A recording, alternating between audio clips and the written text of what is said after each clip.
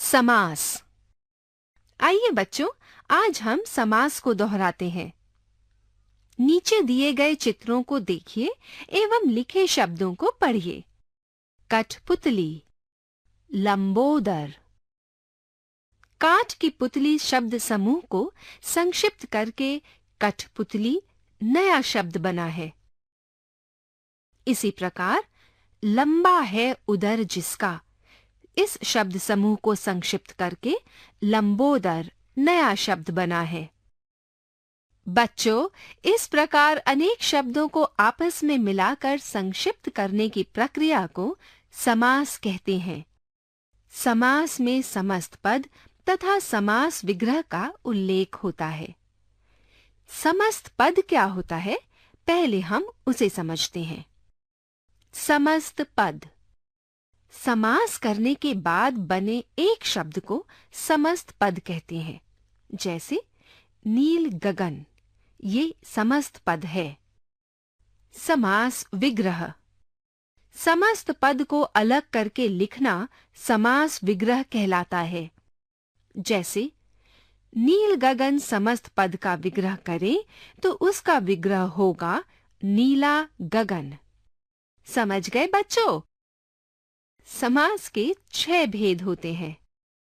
अव्ययी भाव समास, तत्पुरुष समास, द्विगु समास, द्वंद्व समास, कर्मधारय समास और बहुव्रीहि समास।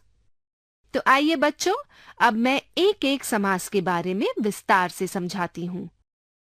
अव्ययी भाव समास, जिस समास में पहला पद प्रधान तथा अव्यय होता है वह अव्ययी भाव समास कहलाता है।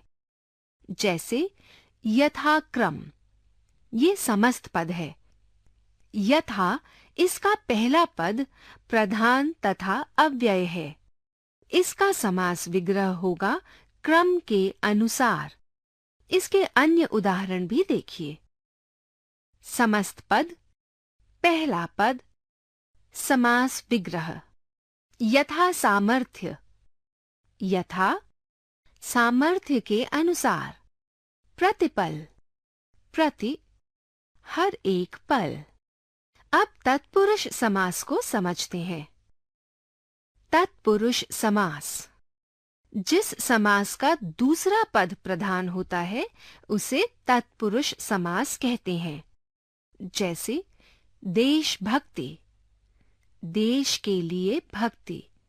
इस समस्त पद में देश नहीं, भक्ति प्रधान है। बच्चों, ध्यान देने योग्य बात यह है कि इस समास में समस्त पदों के बीच कारक विभक्तियों का लोप हो जाता है। इसमें कर्म कारक से अधिकरण कारक के परसर्गों का लोप होता है। इन्हीं के आधार पर तत्पुरुष के 6 भेद हैं। आइए इन सब के उदाहरण देखें और सभी को समझें। कर्म तत्पुरुष समास, इस समास में कर्म कारक की विभक्ति को का लोप होता है। जैसे यश प्राप्त समस्त पद का विग्रह होगा यश को प्राप्त। इसमें कर्म कारक की विभक्ति को का लोप हुआ है। इसी प्रकार अन्य उदाहरण भी देखिए। गगनचुंबी, गगन को चूमने वाला। वनगमन, वन को गमन। इनमें भी को विभक्ति का लोप हुआ है। अतः ये कर्म तत्पुरुष समास के उदाहरण हैं। करण तत्पुरुष समास, बच्चों, इस समास की पहचान यह है कि इसमें करण कारक की विभक्ति से अथवा द्वारा इनका लोप होता है। जैसे रोग से पीड़ित, रोग पीड़ित। रोग पीड़ित का समास विग्रह होगा रोग से पीड़ित। इस समस्त पद में करण कारक की विभक्ति से का लोप हुआ है। इसका एक और उदाहरण देखते हैं। वाल्मीकि रचित, इसका समास विग्रह होगा वाल्मीकि द्वारा रचित। इसके समस्त पद में करण कारक की विभक्ति द्वारा का लोप हुआ है। अतः ये दोनों करण कारक के उदाहरण हैं। समझ गए बच्चों? संप्रदान तत्पुरुष समास। इस समास में संप्रदान तत्पुरुष समास की विभक्ति के लिए का लोप होता है। जैसे अनाथालय का समास विग्रह होगा अनाथों के लिए आलय। इसके समस्त पद में संप्रदान कारक की के लिए विभक्ति का लोप हुआ है, इसलिए यह संप्रदान तत्पुरुष समास है। अपादान तत्पुरुष समास। बच्चों, इस समास में अपादान कारक की विभक्ति से का लोप होता है। जैसे ऋण मुक्त, इसका समास विग्रह होगा ऋण से मुक्त। इसके समस्त पद में अपादान कारक की विभक्ति से का लोप हुआ है, इसलिए यह अपादान तत्पुरुष समास है। समझ गए बच्चों? संबंध तत्पुरुष समास। इस समास की पहचान है कि इसमें संबंध कारक की विभक्ति का, की और के का लोप होता है।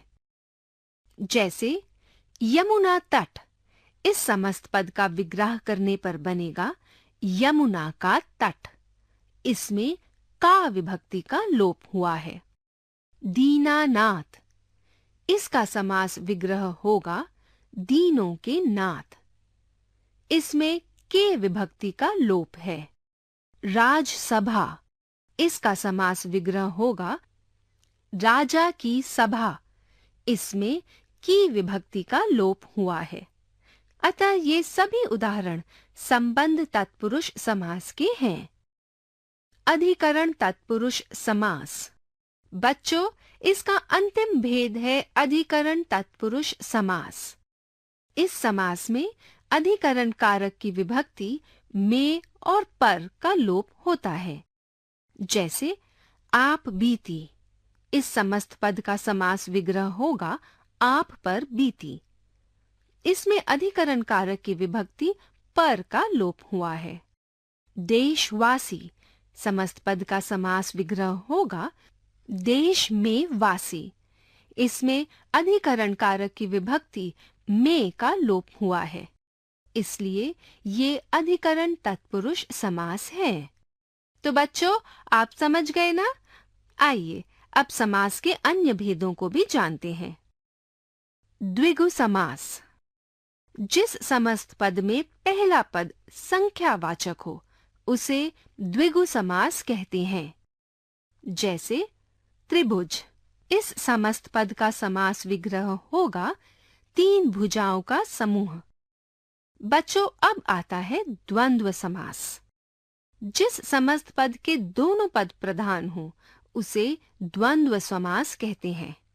इसमें एक संयोजक चिन्ह लगा होता है तथा और या आदि योजक शब्दों का लोप होता है।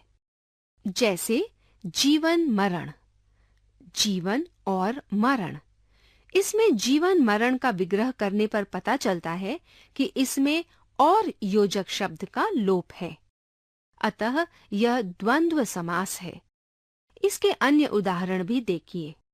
समस्त पद समास विग्रह। बहन भाई, बहन और भाई। दिन रात, दिन और रात। समझ गए ना बच्चों?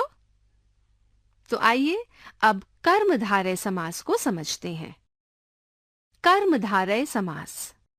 जिस समस्त पद के दोनों पदों में विशेषण विशेष्य या उपमान उपमेय का संबंध होता है उसे कर्मधारय समास कहते हैं। उपमेय और उपमान का उदाहरण देखते हैं। जैसे चंद्र बदन, इसमें बदन की उपमा चंद्रमा से की है। इसका समास विग्रह होगा चंद्रमा के समान बदन। इसके अन्य उदाहरण हैं समस्त पद, उपमेय, उपमान, विग्रह। चरण कमल, चरण कमल, कमल के समान चरण। कमल नयन, नयन कमल, कमल के समान नयन। विशेषण और विशेष्य का उदाहरण। जैसे नील कमल में नील विशेषण है, कमल विशेष्य है। इसका समास विग्रह होगा नीला कमल। इसके अन्य उदाहरण हैं समस्त पद, विशेषण, विशेष्य, विग्रह।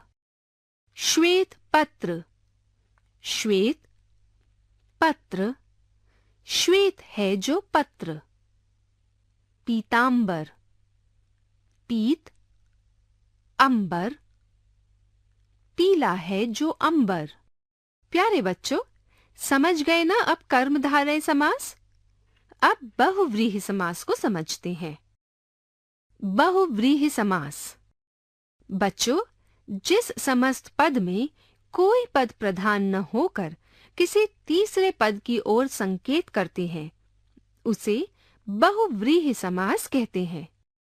जैसे चक्रधर, इसका समास विग्रह होगा चक्र को धारण करने वाला, अर्थात यह श्री कृष्ण की ओर संकेत कर रहा है जिन्होंने चक्र धारण किया था।